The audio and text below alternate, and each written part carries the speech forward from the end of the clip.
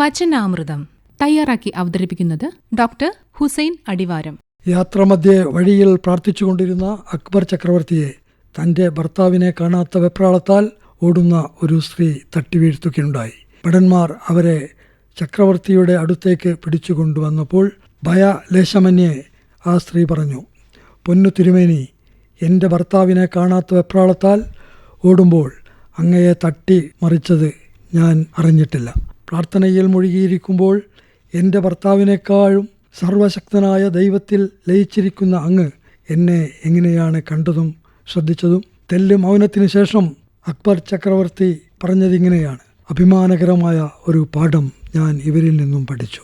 Mahatma Gandhi, Abraham Lincoln, Nelson Mandela തുടങ്ങിയ മഹത്തുക്കൾ എത്രമാത്രം അപമാനവും ക്രൂരപീഡനങ്ങളും അതിലേറെ യാതനകളും സഹിച്ചാണ് സ്വാതന്ത്ര്യത്തിൻ്റെ ബാലപാഠങ്ങൾ നമുക്കേകിയതെന്ന് നോക്കൂ.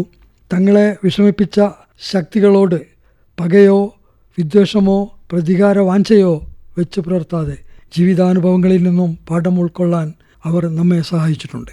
പ്രതിസന്ധികളോടും പ്രശ്നങ്ങളോടുമുള്ള പ്രതികരണം അഭിമാനകരമായിരിക്കണം. നെൽസൺ മണ്ടേല പറയുന്നു, പ്രതിസന്ധികൾ ചിലരെ തകർക്കുന്നു, മറ്റു ചിലരെ അത് വാർക്കുന്നു. പരിശ്രമിച്ചു കൊണ്ടിരിക്കുന്ന ഒരു പാപിയുടെ ആത്മാവിനെ ഛേദിക്കുവാൻ എത്ര മൂർച്ചയേറിയ ആയുധത്തിനും കഴിയില്ല. അന്ത്യത്തിലും എഴുന്നേൽക്കാൻ കഴിയുമെന്ന് പ്രത്യാശയുള്ള വ്യക്തിക്ക് പോലും. ദ്രൗപദിയുടെ വസ്ത്രാധിക്ഷേപം ഒരു വിഭാഗത്തിന് അഭിമാനകരമായിരുന്നുവെങ്കിൽ മറുഭാഗത്തിന് അപമാനമാണ് വരുത്തിവെച്ചത്. രാജപദവി ലഭിക്കുവാൻ തടസ്സമായി നിന്നേക്കാവുന്ന പാണ്ഡവരെ അക്കില്ലം തീർത്തു അതിൽ ഒന്നിച്ചിട്ട് തീ വെച്ച് കൊല്ലാൻ തുനിഞ്ഞത് അഭിമാനമാണെന്ന് കരുതിയ ദുര്യോധനൻ പിന്നീട് ഭീമന്റെ കരങ്ങളാൽ വധിക്കപ്പെടുകയാണ് ഉണ്ടായത്. സഹോദരനെ പ്രയാസപ്പെടുത്തുന്ന വാക്കോ പ്രവൃത്തിയോ സംഭവിച്ചു പോയാൽ അദ്ദേഹത്തോട് മാപ്പ് പറഞ്ഞു തെറ്റു ബോധ്യപ്പെടുത്തുക എന്നത് വലിയ ഒരു കാര്യമാണ്.